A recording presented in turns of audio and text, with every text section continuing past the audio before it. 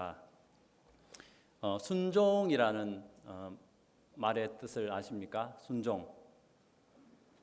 이렇게 시키는 대로 그대로 따르는 것을 우리가 순종이라고 표현합니다. 순종. 독일산 세퍼드 그 개가 훈련을 통해서 주인의 말에 잘 따르는 참 순종을 잘한다고 표현하죠. 제자가 스승의 가르침에 순종한다. 아니면 자녀가 부모에게 순종한다. 아내가 남편에게 순종한다. 인간이 예수 그리스도의 말씀에 순종한다. 그리고 모든 만물, 이 온 우주가 하나님께 순종한다. 보통 그럴 때 쓰는 단어이고 시키는 대로 따르는 것이 바로 순종이라는 말의 뜻입니다. 우리가 하나님의 말씀, 이렇게 인간의 언어로 기록해 놓으신 성경을 통해서 이해하게 되고 분명하게 알게 되는 이 하나님 말씀을 통해서 그 하나님의 마음을 이해하게 되고 그것을 통해서 하나님께서 얘기해 주신 말씀하신 그 명령에 순종할 때에 우리는 더욱 그 하나님을, 보이지 않는 하나님을 이 땅에서 생생하게 그 하나님을 경험하게 됩니다. 더욱 하나님을 현실감 있게 경험하게 됩니다. 방금 우리가 이제 함께 읽은 본문 성경, 이 본문 성경의 말씀은 실제로 예수님이 제자들에게 가르쳐 주신 기도문 중에 네 번째 문장입니다.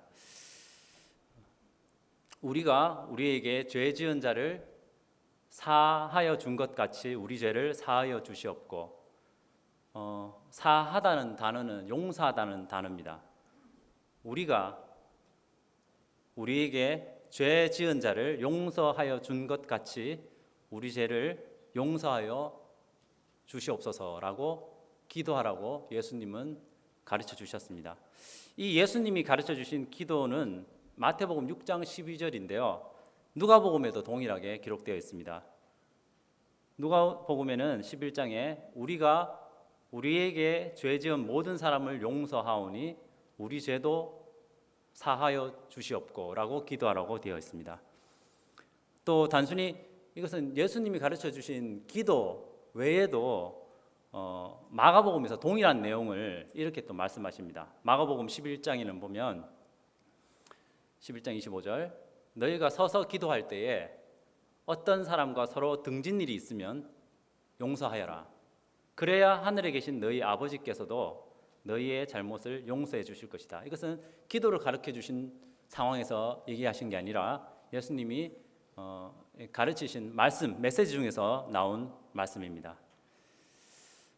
우리가 우리에게 죄 지은 자를 사하여 준 것 같이 우리 죄를 사하여 주시옵고, 마태복음 6장 특별히 6개의 간구로 이루어져 있는데요. 주기도문이 이 6개의 간구 중에서 제가 아까 네 번째를 했죠. 5번째 간구입니다. 그런데 이렇게 기도하라고 기도의 문장을 예수님께서 말씀하신 후에 특별히 이 5번째, 우리가 우리에게 죄 지은 자를 사하여 준 것 같이 우리 죄를 사하여 주시옵고라는 이 기도 내용에 대해서는 추가로 설명해 주십니다. 6장 12절 이후에 6장 14절에서 15절 이 말의 뜻이 뭐냐 하면 예수님이 이렇게 얘기해 주십니다. 너희가 사람의 잘못을 용서하면 너희 하늘 아버지께서도 너희 잘못을 용서하시려니와 너희가 사람의 잘못을 용서하지 아니하면 너희 아버지께서도 너희 잘못을 용서하지 아니하시리라. 이 말씀을 분명하게 이해할 수 있습니다. 내가 나에게 잘못한 사람, 특별히 죄 지은 사람을 용서할 때에 하늘 아버지께서도 나의 잘못, 내가 하나님께 지은 죄를 용서해 주시겠다는 이것을 읽었을 때 이해하는 당연한 이해입니다. 분명한 게 있죠. 타인의 잘못을 용서하면 하나님께서 나의 잘못을 용서하시는 말씀인 것은 분명합니다. 그런데 우리가 일반적으로 복음을 통하여 성경이 일관성 있게, 통일성 있게 용서라는 주제, 특별히 하나님과 하나님 형상대로 지음받은 우리 인간 간의 깨어진 관계가 다시 회복되고 다시 하나님께 돌아오는 이 용서라는 주제에 대해서는 성경이 일관성 있게 모순되지 않게 어떻게 말하고 있는가를 살펴볼 수 있습니다. 왜냐하면 그 용서라는 부분을 우리가 분명하게 이해하는 가운데서 이 마태복음 6장에 이 예수님께서 우리에게 하신 말씀이 도대체 무엇을 얘기하시는 건지를 분명하게 이해할 수 있기 때문입니다. 우선 에베소서 4장입니다. 4장 32절 같이 한번 읽겠습니다. 뒤에 있죠. 시작.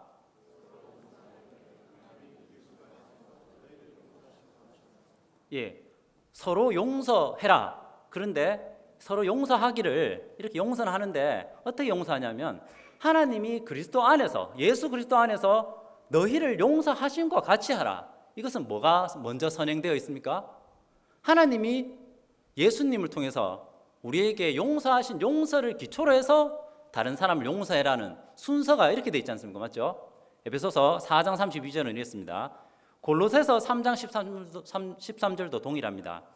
누가 누구에게 불만이 있거든 서로 용납하여 피차 용서하되 주께서 너희를 용서하신 것 같이 너희도 그리하고. 자, 골로새서 3장 13절에서는 자, 누가 누구에게 불만이 있거든 서로 용납해서 서로 용서하되 어떻게 용서하냐고요? 주님께서 예수님께서 우리를 용서하신 것 같이 너희도 그렇게 용서해라. 뭐가 먼저 선행되어 있습니까? 하나님이 예수님을 통해서 나를 받아주시고 죄 용서해 주신 것처럼 너희도 그렇게 보이는 너희 이웃들, 형제들에게 용서하라고 말씀하십니다. 에베소서 말씀이나 골로새서 말씀, 사도 바울을 통해서 에베소 지역 교회에 하신 말씀, 사도 바울을 통해서 골로새 지역의 교회에 편지 쓰신 그런 내용입니다. 하나님이 예수님을 통해서 우리를 먼저 용서하셨습니다. 그리고 그 용서의 힘으로 그 용서받은 힘으로 서로 용서하라고 바울은 이 에베소서와 골로새서의 교회에 편지하고 있는 겁니다. 정리하자면 이렇죠. 하나님께서 너희를 용서하셨다. 그렇게 하나님께서 너희를 용서하신 것처럼 너희도 서로 용서하라. 그 사도 바울은 용서의 근본 원인, 용서할 수 있는 근본 힘, 이유가 뭡니까? 어디에 있죠? 하나님이 예수님을 통하여 우리를 용서하시는 것에 기초하라고 얘기하고 있습니다. 자, 이것이 우리가 일반적으로 신약 성경을 통해서 이해하는 용서에 대한 이해입니다. 자, 그렇다면 우리가 방금 본문 성경을 읽었던 우리가 우리에게 죄 지은 자를 사하여 준 것 같이 우리 죄를 사하여 주시옵고, 이 말씀은 금방 우리가 에베소서나 골로새서의 말씀과는 다르게 우리가 먼저 다른 사람의 죄를 용서한다는 조건을 만족하면 그것을 원인으로 해서 하나님께서 우리 죄를 용서해 주신다는 내용으로 마치 이해가 되지 않습니까? 그런데 이렇게 성경을 일관성 있게 통일성 있게 보자면 모순되는 말씀을 하나님께서 하실 리는 없습니다. 특히나 예수님이 직접 하신 말씀입니다. 성경을 통해서 하나님은 일관성 있게 말씀하시는데요. 우리가 여기에 담긴 내용이 무엇인지를 이렇게 정리하기 위해서 애를 써야 될 것입니다. 예수님께서 직접 이렇게 얘기하셨습니다. 마태복음 20장에 인자가 온 것은 섬김을 받으려 함이 아니라 도리어 섬기려 하고 자기 목숨을 많은 사람의 대속물로 주려 함이니라. 예수님은 내가 이 땅에 온 것은 하나님께서 성육신하신 것은 섬김을 인간들로부터 뭔가 부족함이 있기 때문에 섬김을 받으려 함이 아니라 오히려 도리어 반대로 섬기려 하고 나의 목숨, 그 성육신하신 그 하나님의 목숨을 많은 사람의 대신 죽는 대속물로 주려 함이라고 분명하게 얘기하고 계십니다. 또한 우리가 잘 아는 에베소서 2장 8절에서 9절, 너희는 그 은혜에 의하여 믿음으로 말미암아 구원을 받았으니, 자, 구원을 받았는데 은혜에 의해서 받았다고 얘기하면서 좀 더 강력하게 이 은혜가 뭔지를 얘기해 줍니다. 이것은 너희에게서 난 것이 아니요 하나님의 선물이라. 이것은 우리가 뭐 이렇게 돈을 지불하고 받는 어떤 매매 행위가 아니라 하나님의 거저 주시는 선물이다. 행위에서 난 것이 아니다. 이는 누구든지 자랑하지 못하게 함이라. 나의 행위나 나의 대가 지불이 있다면 당당해지죠. 그런데 그분의 은혜, 그분의 성품에서 흘러나오는 자비라면 그것은 나의 자랑이 되지 못하고 오직 하나님의 영광과 하나님의 불쌍히 여기심을 기초로 하는 것입니다. 자, 우리가 이 성경을 통해서 하나님께서 이렇게 마태복음 20장과 에베소서 2장을 통해서도 이 하나님과 인간 사이에 깨어진 관계가 다시금 맺어지는, 깨어진 관계가 다시금 이어지고 회복되는 것이 우리 인간 편에서 무엇을 액션을 취하고 하기 때문이 아니고 오히려 하나님께서 아드님을 보내셔서 하나님께서 하신 그 일방적인 주권적인 그 은혜의 일, 그 은혜의 사역 때문에 이루어지는 것이라는 것을 정리할 수 있습니다. 인자가 온 것이 섬김을 받으려 함이 아니로 오히려 섬기려 하고 자기 목숨을 많은 사람의 대속물로 주려 함이라. 너희가 은혜에 의해서 믿음으로 말미암아 구원을 받았다. 이것은 너희에게서 난 것이 아닌 하나님의 선물이다. 행위에서 난 것이 아니니 이는 누구든지 자기 힘으로 되었다. 나의 어떤 자격으로 아니면 나의 무언가 선한 행실로 그게 근본 원인이 되어서 하나님께서 나를 구원해 주셨다는 착각을 하지 않도록 하게 함인 것입니다. 자, 그렇다면 왜 예수님은 제자들에게 우리가 우리에게 죄 지은 자를 사하여 준 것 같이 우리 죄를 사하여 주시옵고라고 기도하라고 하셨겠습니까? 실제로 하나님의 용서를 먼저 경험한 후에 타인을 용서하는 것이 정상적인 순서지 않습니까? 우리가 계속 살펴봤듯이. 그런데 이 마태복음에 이 예수님이 가르쳐 주신 기도에는 순서가 먼저 다른 사람을 용서하면 내가 너희를 용서해 주겠다고 6장에 마태복음 6장에서는 거꾸로 되어 있는 것 같이 보여집니다.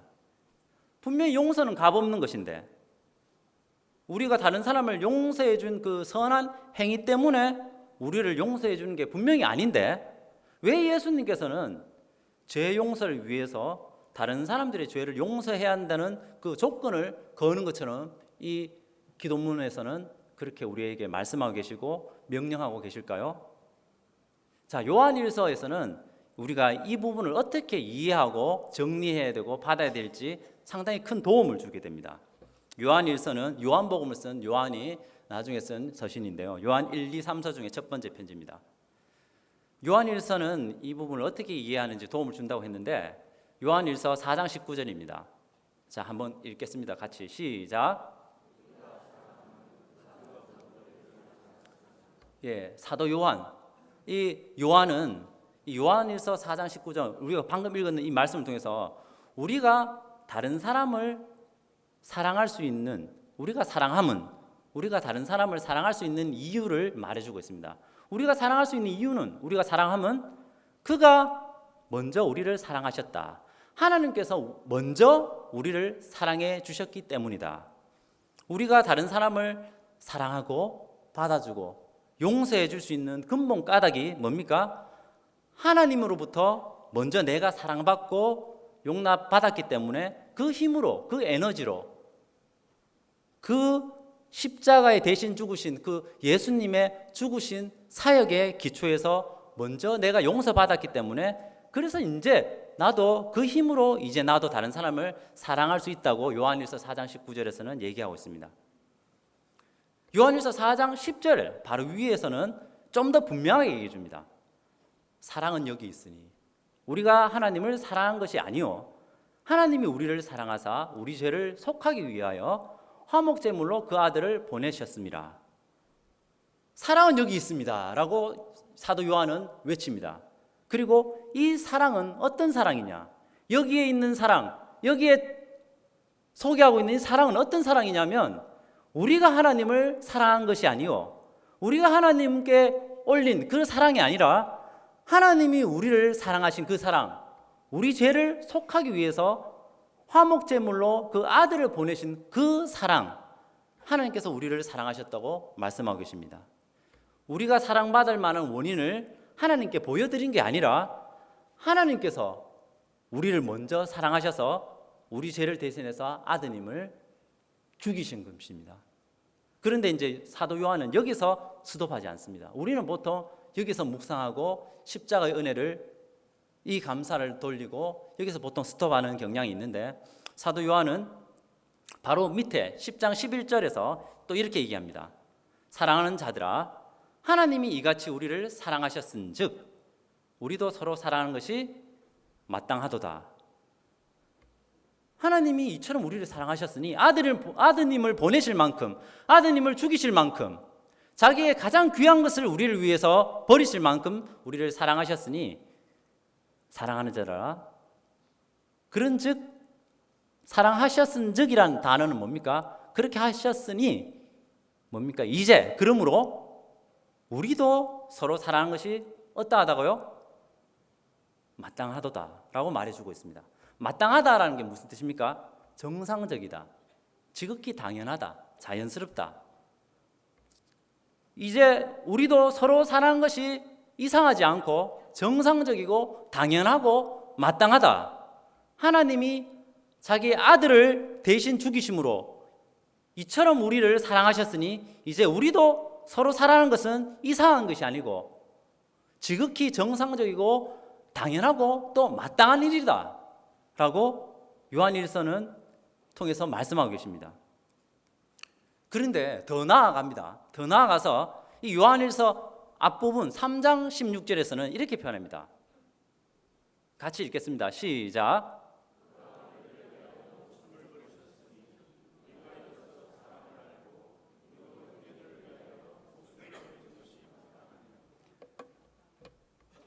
요한일서의 구조는 계속 같은 말씀을 반복하는 경향이 있는데요. 방금까지 우리가 인용했던 말씀이 4장 말씀이라면 그 앞에 있는 3장 16절은 동일합니다. 그가 예수님이 우리를 위하여 목숨을 버리셨으니 먼저 우리를 위해서 사랑해 주셨는데 우리가 이것으로서 사랑을 알게 되었고 사랑을 받게 되었고 우리도 형제들을 위하여 목숨을 버리는 것이 어떠하다고요? 이게 단어 해석이 잘못되었나 아니면 문장이 잘못되었나 눈을 비비고 자세히 살펴봅니다. 예수님께서 우리를 대신하여 그 로마 십자가 형틀에서 진짜 목숨을 버리셔서 죽으셨다는 것을 우리는 확인하고 그것을 통해서 우리는 하나님이 우리를 향한 사랑을 확신합니다. 그런데 그 뒤에 우리가 이제 이것으로서 사랑을 알게 되었는데 그러므로 우리도 이제 형제들, 우리의 이웃들, 우리의 만나는 사람들, 이 다른 사람들, 상대방들을 위하여 뭐를 버린다고요? 쓰레기입니까? 아니잖아요. 맞죠? 목숨을 버리는 것이 마땅하니라. 3장 16절에서는 이렇게 표현하는 것입니다. 보통 우리는 어떻습니까? 우리는 권리는 좋아하고 의무는 싫어하는 경향이 있습니다. 좋은 것은 받아들이고 싫은 것은 뱉어내는 우리 사람들의 습성이 있죠.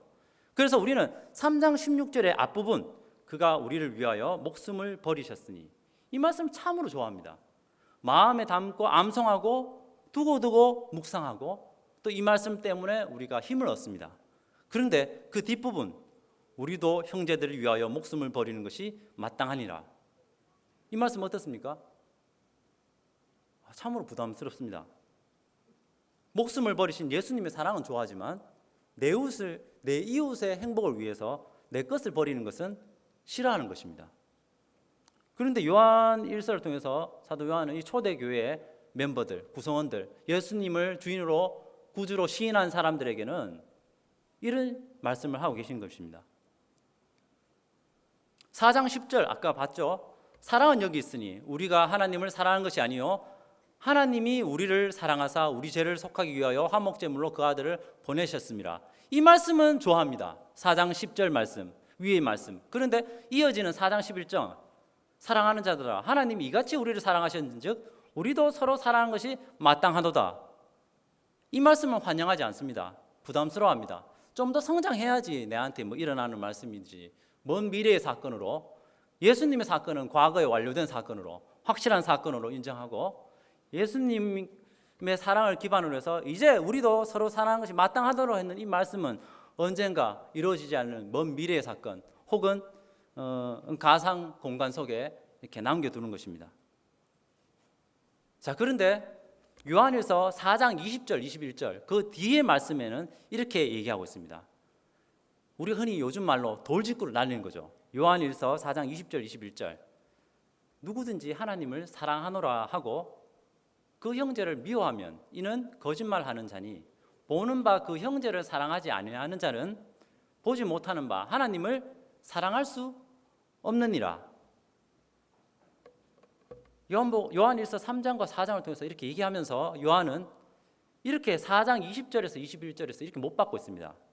하나님을 사랑하노라. 하나님을 사랑한다고 고백하면서도 그의 형제, 그의 이웃, 타인, 내가 만나는 사람, 이 상대방을 미워한다면 이것은 그 하나님을 사랑한다는 그 사랑 고백은 뭐라고요? 진실이 아니고 거짓말이다 라고 말해주고 있습니다. 그리고 그 이유가 뭐냐 하면 보는 바 그 형제를 사랑하지 아니하는 자는 보지 못하는 바 하나님을 사랑할 수 없기 때문이라는 원칙을 얘기하고 있습니다. 눈으로 보이는 저 사람, 내 앞에 있는 저 사람, 그렇게 지지로 싫은 미운 저 사람을 사랑하지 않는 사람은 보이지 않는 하나님을 사랑할 수 없다는 일반 원칙이 있기 때문입니다. 우리는 스스로 속기 쉽습니다. 예수님이 내 대신 십자가에 죽으심으로 나를 사랑해 주셨습니다. 그래서 주님, 제가 그것을 근거로 해서 하나님을 사랑합니다 라고 고백할 수 있습니다. 그런데 사도 요한은 우리에게 이렇게 참으로 좋고 성령님으로만 고백할 수 있는 이 고백, 나쁜 고백이 아니잖아요. 정말 우리는 이 고백을 하며 살아야 됩니다. 그런데 사도 요한은 여기서 멈추지 않고 우리에게 이렇게 도전하는 것입니다. 보이지 않는 하나님을 사랑한다는 그 나의 사랑 고백이 나의 삶의 현장 속에서 진짜인지 가짜인지 검증받아야 한다. 어떻게요? 진짜 만나는 나의 사람들, 내가 좋아하는 사람들 말고요, 진짜 미워할 만한 이유가 있는 정당한, 합당한, 이 한국 형법상으로서 그 사람은 미워해도 정당하고 법적으로 하자가 없는, 내가 미워해도 진짜 누가 나를 도덕적으로 내한테 비판할 여지가 없는 그런 사람에도 불구하고 내가 그 사람을 사랑하지 않을 때는 내가 하나님께 향한 그 사랑 고백이 거짓말이다. 이렇게 요한일서 4장 20장 21절은 얘기하고 있는 것입니다. 나의 현장, 나의 삶의 현장, 집이 될 수도 있고 직장이 될 수도 있고 학교가 될 수도 있고 화장실이 될 수가 있고 운전대를 잡은 운전하는 순간일 수도 있고 나의 거실이 될 수도 있고 이 교회 예배당일 수도 있고 보이지 않는 공간일 수도 있고 사람들한테 알려진 공간일 수도 있고 친한 사람들하고 모였을 수도 있고 처음 보는 사람들한테 하고 같이 있는 공간일 수도 있습니다. 아무튼 나의 삶의 현장 속에서 보이지 않는 하나님을 사랑한다는 나의 신앙 고백, 이 사랑 고백은 진짜인지 가짜인지 어떻게 검증받는다고요? 그 보이는 그 사람, 상대방을 사랑함으로써 진짜로서 혹은 가짜로서 확인된다는 참으로 두려운 말씀인 것입니다. 사도 요한은 구체적으로 예를 들어가면서 이 부분을 말해주고 있습니다. 요한일서 3장 17절에서 18절인데요. 한번 읽겠습니다. 제가 누가 이 세상의 재물을 가지고 형제의 궁핍함을 보고도 도와줄 마음을 닫으면 하나님의 사랑이 어찌 그 속에 거하겠느냐. 자녀들아, 우리가 말과 혀로만 사랑하지 말고 행함과 뭘로요? 진실함으로 하자. 구체적으로 예를 듭니다. 누가 돈을 갖고 있습니다. 경제적으로 여유가 있어요. 재물을 갖고 있습니다. 하지만 나의 형제, 나의 이웃의 경제적인 궁핍함, 없음을 알게 되었습니다. 그것을 보고도 도와줄 마음을 닫게 된다면 물론 합리적인 이유가 있겠죠. 아무튼 여기서는 그 전체적인 사연은 얘기하지 않습니다. 형제의 궁핍함을 보고도 도와줄 마음을 닫으면 하나님의 사랑이 어찌 그 속에 거하겠느냐, 어찌 그 속에 거하겠느냐는 단어는 거한다는 얘기입니까? 못 거한다는 얘기입니까? 거할 공간이 없다는 얘기죠. 그래서 다시금 이렇게 얘기합니다. 자녀들아, 우리가 말로만, 혀로만 사랑하지 말고 우리의 삶의 현장 속에서 우리의 행함, 내 소유, 내가 가진 그 계좌 속에 그 돈, 그 땀 흘려 번 그 가치 있는 그 돈을 궁핍함을 갖고 있는 그 사람에게 직접 줌으로써 행함과 진실함으로 그렇게 하자라고 얘기하고 있습니다. 이제 처음에 본문 성경으로 돌아가겠습니다. 우리가 우리에게 죄 지은 자를 용서하여 준 것 같이, 사하여 준 것 같이 우리 죄를 사하여 주시옵고, 하나님의 용서를 먼저 경험하고 타인을 용서하는 게 정상적인 순서고, 이건 잘못되지 않지 않습니까? 그게 우리의 마음의 기초가 돼야 됩니다. 그런데 마태복음 6장에서 예수님이 가르쳐 주신 기도는 거꾸로 되어 있지 않습니까? 그런데 이렇게 말씀하신 까닭이 우리가 방금 읽었던 요한 1서를 통해서 알게 되었던 겁니다. 뭐죠? 우리는 쉽게 하나님의 나를 향한 무한한 용서와 그 죄 용서의 사랑과 은혜와 자비와 그 정말 뭐라고 표현할 수 없는 그 사랑은 고백하면서도 정작 나의 삶의 현실 속에서 나와 부딪히는 사람들에 대한 용서에는 인색하기 쉽기 때문입니다. 그리고 무섭게도 이 사도 요한이 지적한 것처럼 실제로 나의 평범한 일상생활 직장, 가정, 학교, 지하철, 운전대, 교회 온갖 상황에서 내가 용서하지 못하고 미워하고 분노하고 버럭하고 그 모든 나의 삶에 표현된 모습은 실제로 내가 하나님을 그렇게 하면서도 하나님을 사랑한다는 것은 애초부터 불가능하다.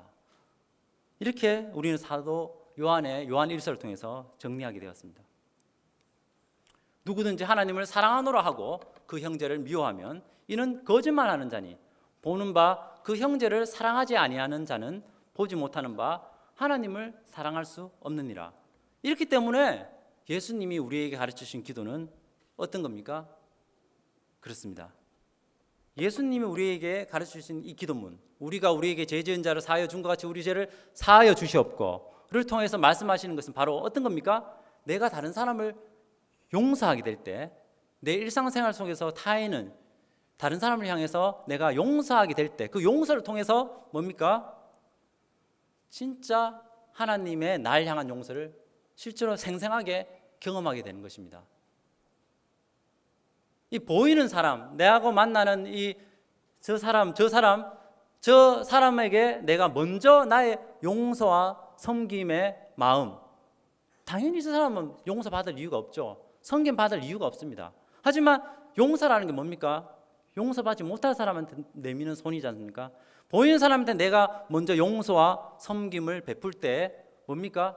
보이지 않는 하나님의 용서와 그 희생이 이제는 살아있는 나의 고백으로 그 깊이감 있게 다가오게 되는 것입니다. 단순히 내가 정말 예배당에서나 아니면 예수님을 믿는 사람들 사이에 어떤 교제를 위한 어떤 간증거리가 아니라 정말 나의 삶에 지워버릴 수 없는 그 흔적으로 살아있는 나의 고백으로 다가오게 되는 것입니다. 나의 생활 속에서 상대방을 향해서 먼저 용서와 섬김의 손길 내밀 때 뭡니까?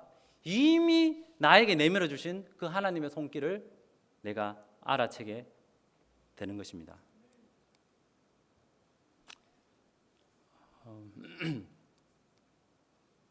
그래서 오늘 제목처럼 우리는 순종할 때 하나님을 만나게 됩니다. 물론 순종하기 전에도 그전에도 하나님을 만나고 있었죠. 그 순종하기 전에 만난 하나님은 그렇게 깊이가 없습니다. 하나님이라고 부르지만 그 하나님은 하나님 같은 역할을 내 삶 속에서 하지 못하시고 계십니다. 하지만 순종할 때 그제서야 하나님의 진면목, 하나님의 하나님 되심이 좀 더 나에게 다가오게 되는 것입니다. 보이지 않는 그 하나님에 대한 사랑, 보이지 않는 그 하나님에 대한 나의 신앙 고백은 보이는 사람들을 사랑함으로 그 진정성이 확인될 수 있습니다. 그런데 이렇게 제가 자신감 있고 분명하고 뚜렷하게 얘기했지만 막상 이것을 삶의 현장 속에서 실천하려고 하면 이게 정말 쉽지 않습니다. 이렇게 마음 단디 먹고 갔는데 그 사람을 막상 눈에 탁 보는 순간 그 용서하려는 마음이 순식간에 사라집니다.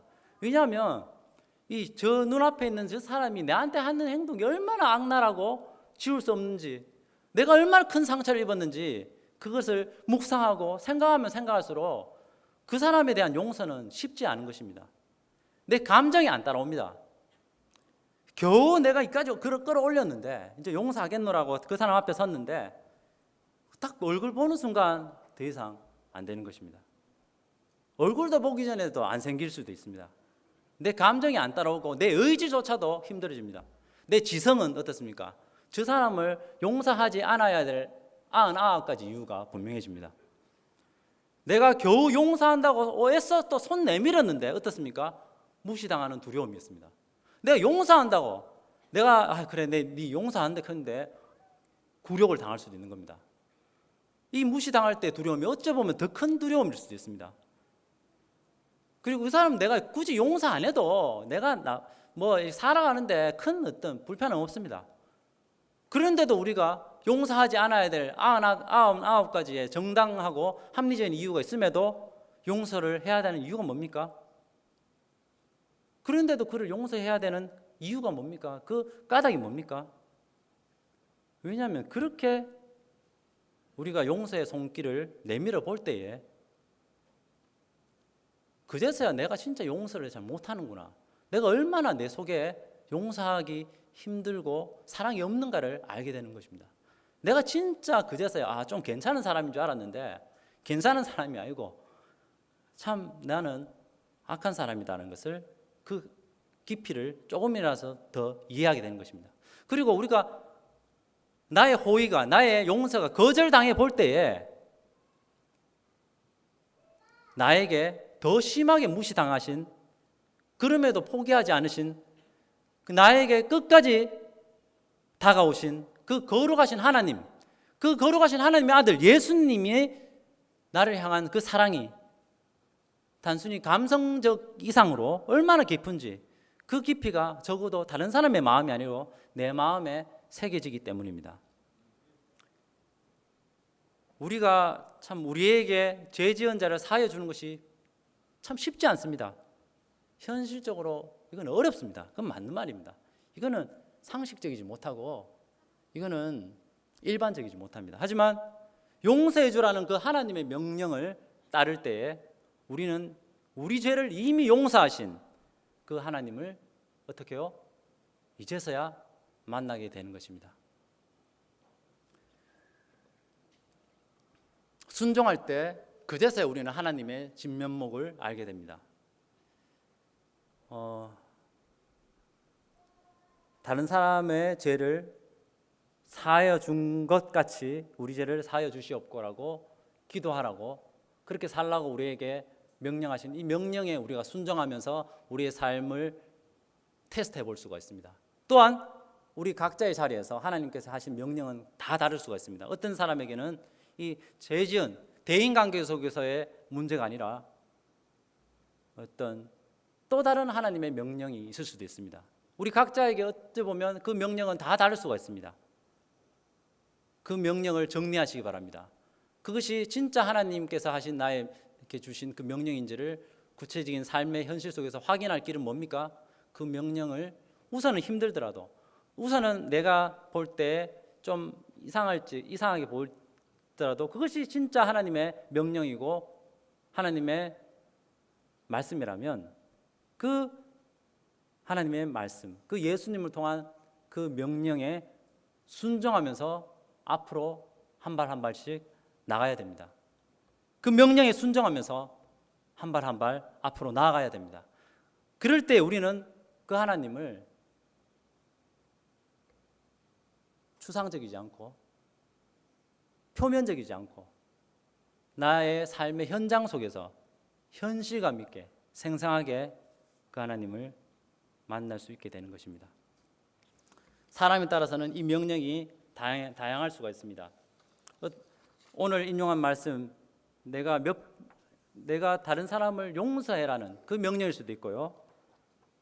누가복음에서 나온 것처럼 베드로에게 던진 말씀, 깊은 데로 가서 그물을 내려 고기를 잡으라는 그런 명령일 수도 있습니다. 나의 삶의 직장에서 내가 더 전문가인데, 베드로는 고기잡이의 전문가였습니다. 그런데 예수님, 그 직업이 목수였던 그 예수님이 그 고기 잡는 것의 베테랑인 그 베드로에게 깊은 곳에 대해서 그물을 내려 고기를 잡으라, 밤새도록 수고했지만 한 마리도 못 잡았는데, 이렇게 허탕했던 베드로한테 이제 허탕해가지고 정리하고 집에 가려고 거물 싣고 있는데 다시 거물을 던지라고 하신 그 명령에 베드로가 순종했을 때 어땠습니까? 엄청난 결과를 봤습니다. 또한 그 베드로의 자세가 달라집니다. 어떻게 표현합니까? 주여, 나는 죄인입니다. 나를 떠나주소서. 진짜 나를 떠나라는 얘기이고, 그 예수님의 정체성, 예수님이 단순히 목수의 아들이고 어떤 그냥 뛰어난 어떤 교사, 교훈이 뛰어난 어떤 랍비 수준이 아니라 정말 이 세상을 창조하신 하나님임을 현장 속에서 경험하게 되는 것입니다. 명령을 순종하게 될 때에 우리는 그 하나님이, 그 말씀하신 하나님이 어떠하신 분인지를 체험하게 되는 것입니다. 어떤 분은 또 마태복음 10장 32절, 33절처럼 이렇게 하나님의 명령이 주어질 수 있습니다. 사람 앞에서 나를 시인하라. 아직 예수님을 믿는다고 고백은 하고 교회는 나오지만 나의 가장 가까운 친인척, 가족들에게 내가 예수님 믿고 교회 나간다는 것을 아직 얘기하지 못하는 분들도 있을 수도 있습니다. 하지만 이 하나님께서 하신 이 명령, 말씀에 순종하며, 물론 두렵고 그 사람이 나를 미워하고 기존에 그나마 있던 그 관계가 깨질까 봐, 나의 삶이 이제 진짜 가시밭길이 되고 이렇게 힘든 길이 될까 봐 그 두려움이 있을지라도 그 주님께서 하신 사람 앞에서 나를 시인하면 내가 하늘 아버지 앞에서 너를 시인하리라는 그 말씀처럼 내가 사람들 앞에서도 내가 주님 앞에서 어떠한 사람이고 나의 정체성을 드러내놓는 그런 순종을 하시기 바랍니다. 또한 마태복음 5장 산상수훈에서 우리 이 시대 남성들, 특히나 이 젊은 정말 혈기왕성한 이 초등학교 4학년부터 이 고등학교 3학년, 물론 대학교 1학년, 2학년, 3학년도 해당되는 거지만 이 남성들, 마태복음 5장 28절에 30절, 음욕을 품고 여자를 쳐다보지 말아라. 이거는 이 땅에서 살지 말라는 얘기하고 똑같이 느껴집니다. TV 틀면 요즘 뭐니까 K-팝 가수들 거의 안 입고 나오잖아요. 음욕을 품고 여자를 쳐다보지 말라. 그러면 도대체 이 음욕이 도대체 무엇을 얘기하는 것이며 여자를 쳐다보지 말라는 건 도대체 무엇을 말하는 것인가요? 이 말씀을 따라서 순종하는 것은 이 단순히 그냥 유대인들한테만 해당된다고 선을 그어버릴 수 있을 것입니다. 하지만 예수님께서 산상수훈을 통해서 하나님 나라의 백성, 하나님을 왕으로 섬기는 나라의 백성은 왜 음욕을 품고 여자를 쳐다보지 말아야 된다면, 음욕을 품고 여자를 쳐다보았을 때 물론 다른 사람이 내 마음을 모르기 때문에 현장 속에서 아무도 모릅니다. 하지만 이미 내 마음속은 하나님으로부터 채워져야 될 그 공간, 그 관계가 다른 어떤 특히 이 성적인 부분은 엄청난 영향력이 있습니다. 이 음욕과 아니면 그 어떤 나의 배우자 아닌 다른 사람으로 채우려는 그런 마음들 때문에 하나님이 마땅히 오셔야 될 나의 자리에 하나님이 오시지 못하는 것입니다. 그렇게 계속 살다 보면 찌들어져 가고 더 이상 하나님이 부르신 이 부르심의 영광의 자리에 나의 삶은 점점점 멀어져 가는 것입니다. 이 말고도 하나님께서 우리에게 하신 개인적인 명령들은 다양할 수 있습니다. 사람마다 다를 수가 있고 또 그거는 사연과 처지에 따라서 잘 적용해야 될 것입니다. 하지만 중요한 것은 무엇입니까? 우리의 마음입니다. 정말 주님께서 그렇게 말씀하셨다면 내가 핑계대지 않고 그것을 순종하려는 마음을 가지는가? 그리고 비록 내가 지금 나의 마음은 연약하고 두렵고 떨리고 내가 알고 있는 그 하나님이 아직은 희미하고 분명하지만 좀 더 현장 속에서 경험하고 그 하나님을 다가오려면 순종하게 될 때 더 순종할 수 있는 힘을 얻게 되고 그 하나님에 대한 매력을 발견하게 되는 것입니다. 우리 모두가, 우리 성상행복한 교회 식구들 모두가 정말 우리 개개인에게 말씀하신, 그리고 우리 공동체에게 하신 이 말씀에 순종하면서 한 발 한 발 나아가는 식구들 되기를 원합니다. 함께 기도하시겠습니다.